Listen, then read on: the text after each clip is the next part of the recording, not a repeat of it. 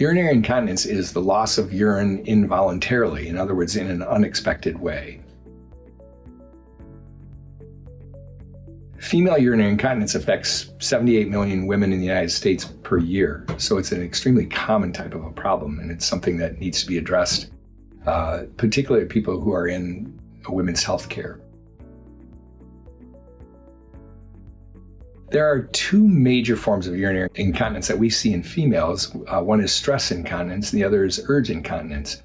And there's a good number of patients who actually suffer from both, and we refer to that as a mixed type of incontinence. Stress incontinence is the loss of urine with any type of stress type of maneuver, and that can include things like jumping, laughing, coughing, sneezing. Anything that tends to increase pressure inside the abdomen puts pressure against the bladder, and it causes people to leak urine in response to that increased pressure. Urge incontinence is involuntary loss of urine, usually associated with an urgency type of sensation. And it has to do with the bladder itself contracting uncontrollably when our normal response would be to override that urge with our brains, and yet we're unable to do so, and urine comes out just involuntarily. Mixed incontinence is usually a combination of both the urge and the stress type of incontinence. In other words, patients will come in and complain of episodes of losing urine when they cough or sneeze or jump, but they also complain of not being able to get to the bathroom in time. They feel an urge to go and they run to get to the bathroom and sometimes aren't able to get there soon enough.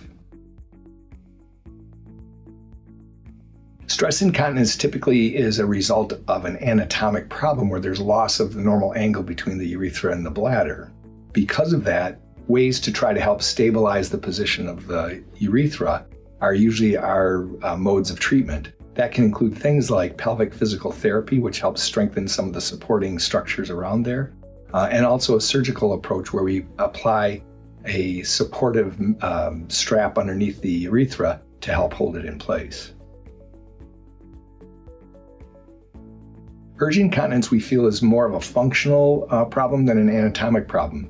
Because of that, it's almost always treated with medications that help calm the bladder, or at least prevent it from contracting uncontrollably when we don't want it to.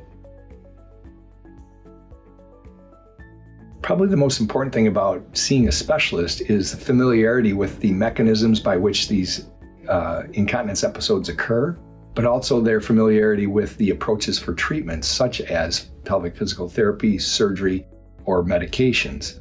The more familiar and the more experienced that a person is in treating those, typically you're going to have better outcomes.